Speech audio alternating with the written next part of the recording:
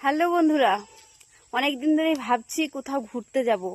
তো বড়মশাইকে বলি চলো সমুদ্রে ঘুরে আসি, কিন্তু বড়মশাই নিয়েই যায় না। দিদি ভাইও মানে দাদা ভাই বাড়ি ছিল না, ভুটান কাজে ছিল।